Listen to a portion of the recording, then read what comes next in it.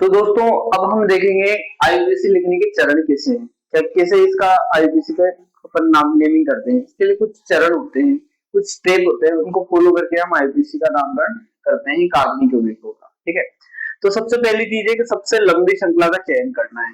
सबसे पहले जो भी दिखे तुम्हें सबसे लंबी श्रृंखला का चयन करना है। एग्जाम्पल के लिए मैं आपके सामने लिख देता हूँ CH3 CH2 CH3, यहाँ पे मैं CH3 लगा दूं, मान लो CH2 CH3। ठीक है, अब आप कैसे इसका नंबरिंग करोगे।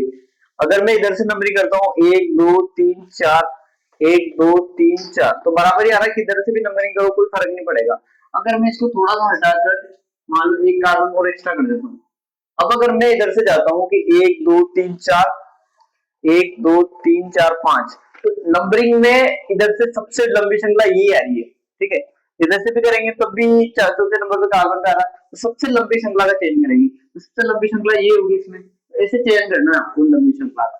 ठीक है, ये चीज तो होगी कंप्लीट। दूसरी बात जो इन्होंने बोली है कि नंबरिंग अंकन वहां से करते हैं जिधर प्रतिस्थापी सबसे पास में होता है। अब प्रतिस्थापी को देखते हैं अपन कि प्रतिस्थापी जिधर पास में पड़ता है उधर से ही हम नंबरिंग स्टार्ट करते हैं।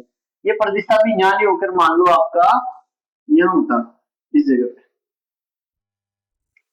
तो नंबरिंग अगर इधर से करते हैं 1 2 3 4, यानी चौथे नंबर पर प्रतिस्थापी आ रहा है, और इधर से नंबरिंग करते हैं तो दूसरे नंबर पर आ रहा है प्रतिस्थापी। ठीक है, तो नंबरिंग उधर से करते हैं जिधर प्रतिस्थापी पास में, तो इधर से प्रतिस्थापी पास में, तो नंबरिंग कैसे करेंगे 1 2 3 4 5।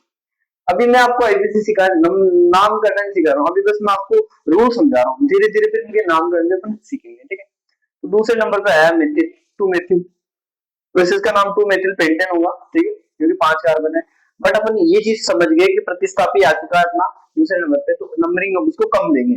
नंबरिंग उस नंबर उस तरफ से करते हैं जिधर प्रतिस्थापी सबसे कम संख्या में हो। ठीक है, और ये बोला यदि प्रतिस्थापी की संख्या एक से ज्यादा होती है तो क्या होता है, तो प्रतिस्थापियों की अगर एक से ज्यादा संख्या है तो उसका नामकरण कैसे करते हैं, दो आ जाए तो उसके लिए सेम प्रतिस्थापी आ जाए उसको डाई ट्राई टेट्रा इस तरह से प्रेजेंट करते हैं। जैसे मान लो इसको हटा के मैं CH3 लगा दूं, अब जैसे इसका नाम एक ही जगह पर आ रहा नहीं, तो 2 मेथिल आ रहे हैं तो di methyl 2,2 di methyl pentane इसका नाम होगा। तो इस तरह से 2 कार्बन के लिए डाई लगाएंगे, 3 के लिए ट्राई और 4 के लिए टेट्रा। ठीक है, ठीक है, 3 तक ही मैक्सिमम रहते हैं वैसे तो। ठीक है, नेक्स्ट जो मैं समझाना चाहूंगा अंग्रेजी वर्णमाला के हिसाब से, अगर प्रतिस्थापी अलग अलग हो तो उनका वर्गीकरण अंग्रेजी वर्णमाला के हिसाब से किया जाता है। अब आपका नामकरण अगर करना है आपको, जैसे मैंने मेथिल ग्रुप जोड़ा, अगर इसकी जगह मैं यहाँ पे मान लो एक जगह में एथिल जोड़ देता हूँ। ठीक है, जैसे ये, अब आप ध्यान दो इसमें कि अगर इसमें मेथिल भी आ जाए और एथिल भी आ जाए तो नामकरण पहले किसका करें। तो अब इस सिचुएशन में आपको ध्यान देना है कि मेथिल और एथिल दोनों अंग्रेजी में पहले कौन, अंग्रेजी वर्णमाला में पहले कौन आता है, अल्फाबेट में कौन आता है, पहले एथिल आता है ना, तो एथिल का नाम पहले लिखेंगे, फिर बाद में मेथिल का नाम लिखा जाएगा। धीरे धीरे हम टॉपिक समझेंगे तब समझ में आ जाएगा आपको ये चीज। और नंबरिंग में अगर दोनों सेम पोजीशन पे हो कि इधर से एथिल आ जाए सेम पोजीशन पे आ रहा हो, इधर मेथिल सेम पोजीशन पे आ रहा हो, प्रतिस्थापी दोनों बराबर आ रहे हैं, तो अंग्रेजी वर्णमाला को जरा सी बात है कि इसको अपन प्रेफरेंस देंगे, तो इधर से करेंगे जिधर अंग्रेजी वर्णमाला का शब्द पहले आया यानी एथिल पहले आया। तो ठीक है, नेक्स्ट इसमें इसको वैल्यू दी गई है कि किधर से नंबरिंग पहले करनी है। अगर प्रतिस्थापी भी आ जाए, डबल बॉन्ड भी आ जाए, क्रियात्मक समूह भी आ जाए, सब कुछ आ जाए, तो किसको ज्यादा वैल्यू देनी है, ट्रिपल बॉन्ड को देनी है डबल बॉन्ड को। तो मैं आपको बता देता हूँ, अगर आपको प्रतिस्थापी आ जाए तो प्रतिस्थापी को सबसे कम वैल्यू देनी है। वैसे प्रतिस्थापी को वैल्यू देते हैं लेकिन डबल ट्रिपल बॉन्ड की तुलना में कम देते हैं। अगर एक तरफ से ट्रिपल बॉन्ड आ जाए एक तरफ से प्रतिस्थापी आ जाए, ट्रिपल बॉन्ड जिधर होगा ना उधर से नंबरिंग पहले करेंगे। अगर उससे भी ज्यादा वैल्यू देते हैं डबल बॉन्ड को, अगर एक तरफ से डबल बॉन्ड आ जाए एक तरफ से ट्रिपल बॉन्ड आ जाए तो उससे ज्यादा वैल्यू अपन किसको देंगे, डबल बॉन्ड को। नंबरिंग उधर से करेंगे जिधर डबल बॉन्ड पास में पड़ता है। ठीक है, उसके बाद उससे भी ज्यादा वैल्यू देनी है क्रियात्मक समूह। क्रियात्मक समूह जिधर पास में पड़ता है उसका हिसाब से उसका नामकरण करेंगे। ठीक है, क्रियात्मक समूह में अब लास्ट जो पॉइंट है वो सबसे मेन है, जिसको लोग भूल जाते हैं कि अगर एक से ज्यादा क्रियात्मक समूह आ जाते हैं ना तो उसमें एक को अपने को क्रियात्मक समूह को प्रतिस्थापी मानना पड़ेगा। अब किसको मानना है किसको नहीं मानना है वो इनका भी एक प्रेफरेंस ऑर्डर होता है। ठीक है, जैसे मान लो कि COOH ये सबसे ज्यादा, इसको क्रियात्मक हर बार ही माना जाता है क्योंकि ये सबसे, इससे भी ज्यादा होते हैं बट ये सबसे ज्यादा होता है। अब 4 में लिए थे उनके उदाहरण उसके हिसाब से बताता हूँ।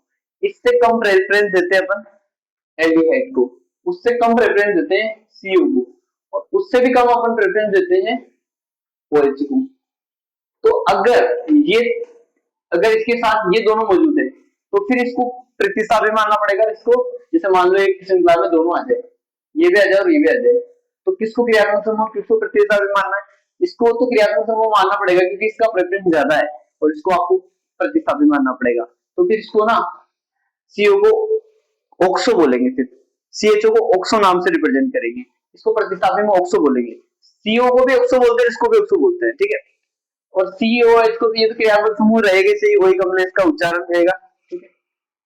ओएच को अपन फिर ओएच नहीं बोलेंगे, अगर ओएच अगर इसके साथ होता है सीओएच के साथ तो फिर इसको क्या बोलेंगे अपन?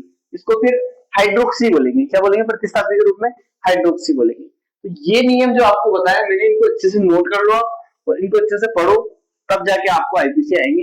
नेक्स्ट अगर आप देखेंगे आईपीसी नेम के कुछ एग्जाम्पल,